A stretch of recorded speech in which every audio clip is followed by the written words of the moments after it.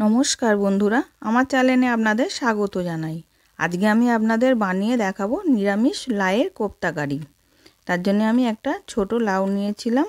লাউটাকে পিলারে করে আমি ছাড়িয়ে নিচ্ছি।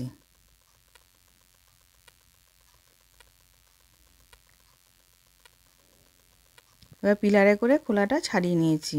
নিয়ে এবার মোটাটা কেটে আমি দু আধখানা করে নেব। নিয়ে আমি আধখানা করব, গোটাটা আমি করব না। এবার আমি একটা স্ট্যাপারে করে কুড়ে নিচ্ছি।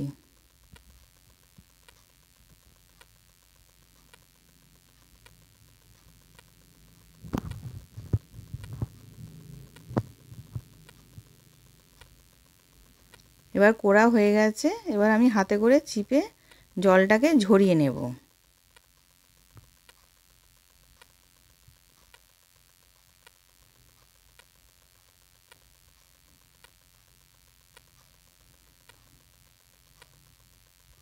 এবার জলটা কতটা বেরিয়েছে, এবার আমি জলটাকে ফেলে দিলাম। দিয়ে এবার আমি একটা বাটির মধ্যে নিয়ে নিয়েছি। ওর মধ্যে স্বাদ অনুযায়ী নুন দিলাম, জোয়ান দিলাম, হলুদ গুঁড়ো, কাশ্মীরি লঙ্কা গুঁড়ো আর জিরে শুকনো লঙ্কা ভেজে গুঁড়িয়ে রেখেছিলাম সেটাকে দিলাম। আর 1 চামচ ধনে গুঁড়ো দিলাম। আর টেস্টের জন্যে 1 চামচ বিট নুন দিলাম। আর 2 চামচ বেসন দিচ্ছি। দিয়ে ভালো করে মেখে নেব।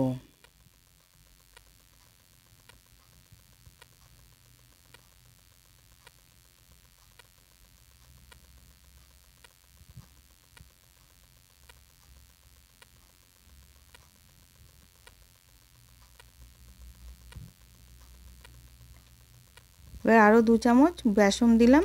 যেহেতু দেখলাম ওটা নরম আছে, বড়াটা দেয়া যাবে না, ওই জন্য আরও 2 চামচ বেসন দিলাম। দিয়ে ওটা ভালো করে মেখে নিচ্ছি। এবার হাতে করে দেখলাম গোল গোল করে এবার দেয়া যাবে। এবার ওটা মেখে রেখে দিলাম। এবার একটা আমি মশলা পেস্ট করব। টমেটো কুচি দিলাম একটা গোটা, আদা দিলাম, 4টে কাঁচা লঙ্কা দিলাম, দিয়ে পেস্ট করে রেখে দিয়েছি। এবার আমি কোপ্তাগুলোকে ভেজে নিচ্ছি। তেল গরম করতে দিয়েছিলাম, গরম হয়ে গেছে। এবার আমি লাউয়ের কোপ্তাগুলো গোল গোল করে দিয়ে ভেজে নেব।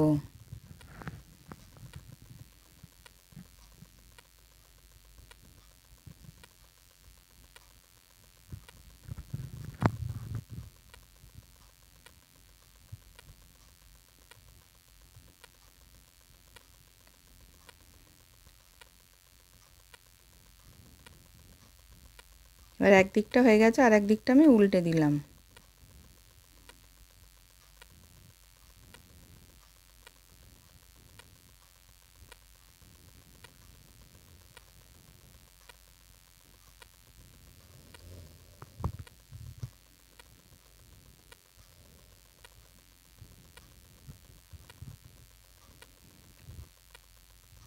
এবার ভালোভাবে লাল লাল করে ভাজা হয়ে গেছে। এবার আমি তুলে নিচ্ছি।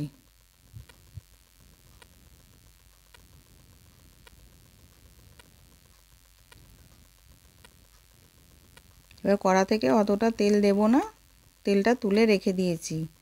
এবার আমি অল্প তেলের মধ্যে ছোটো এলাচ, লবঙ্গ, দারচিনি ফোড়ন দিলাম, আর জিরে দিলাম, আর হিং দিলাম 1/2 চামচ। দিয়ে ভালো করে ভেজে নেব। এবার ভাজা হয়ে গেছে। এবার আমি 1 চামচ বেসন দিলাম, দিয়ে ওটাকেও ভেজে নেব। বেশ সুন্দর গন্ধ ছাড়বে সেটা। তারপর আমি মশলাটা দিয়ে দেব, তখন বুঝবেন ভাজা হয়ে গেছে। এবার আমি ওর মধ্যে মশলাটাকে দিয়ে দিলাম, দিয়ে ওটাকে ভালো করে কষিয়ে নেব।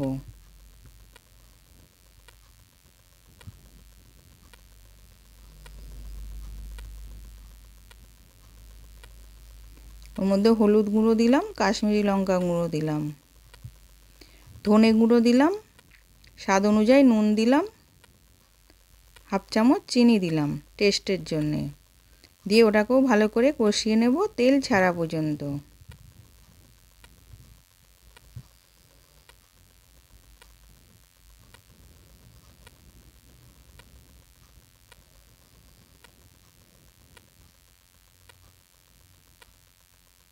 এবার তেল ছেড়ে গেছে, এবার আমি জল দিয়ে দেব, পরিমাণ মতন জল দিয়ে দিচ্ছি।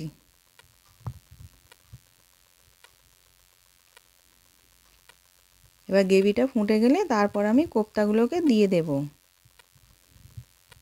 এবার গ্রেভিটা ফুটে গেছে, আমি কোপ্তাগুলোকে দিয়ে দিলাম, দিয়ে ভালো করে ফুটিয়ে নেব।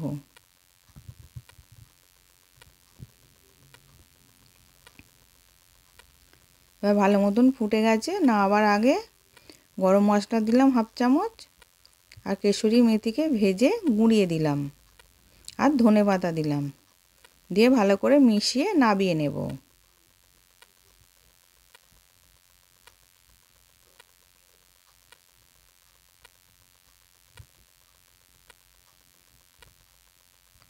এবার নামিয়ে নিয়েছি। আশা করছি ভিডিওটা ভালো লেগেছে। আমি হাজির হব আর এক নতুন রেসিপির সাথে।